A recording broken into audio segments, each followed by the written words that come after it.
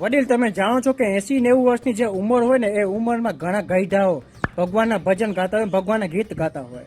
તો મિત્રો, આ જે બાપાને તમે જુઓ છો, આ બાપા ભજન ગાવાના બદલે એની ભાન ભૂલી ગયા. ભાન એવી ભૂલી ગયા કે છોકરીઓને પાછળ આ જાય છે ને છોકરીઓને હેરાન કરે છે. હવે હેરાન એવી રીતે કરે છે, તમે વિડીયોમાં જોશો ને તો તમને પોતાને ગુસ્સો આવશે ને તમે પોતે આ વિડીયોમાં કોમેન્ટ કરશો.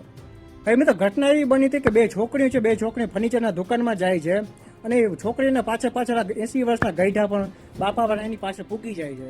એટલે છોકરી મિત્રો એના કામમાં વ્યસ્ત થયું અને આ બાપા એના પાછળ ખરાબ નજરથી છોકરીઓને જોયા કરે છે અને છોકરીઓને ખબર ના હોય એવી રીતે બાપા એને ગમે ત્યાં ટચ કરવા લાગે છે.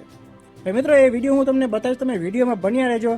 અને મિત્રો, વિડીયો બતાવતા પહેલાં હું તમને રિક્વેસ્ટ કરું છું, દ્વારકાધીશનું નામ લઈને વિડીયોને હમણાં લાઇક કરી દો, ચેનલને સબસ્ક્રાઈબ કરી દેજો અને વિડીયોમાં મિત્રો કોમેન્ટ અવશ્ય કરજો. મિત્રો, તમે આ વિડીયો જોઈ શકો છો. આ વિડીયો જ્વેલરીની દુકાનનો છે. હવે તે જ્વેલરી ખરીદવા માટે બે છોકરીઓ આવે છે અને એના પાછળ કાકા આવી જાય છે.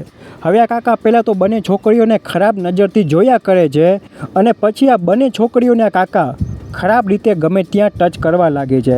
હવે મિત્રો, બંને છોકરીઓને કાંઈ ખબર નથી કે કાકા એના સાથે ગેરવર્તન કરી રહ્યો છે.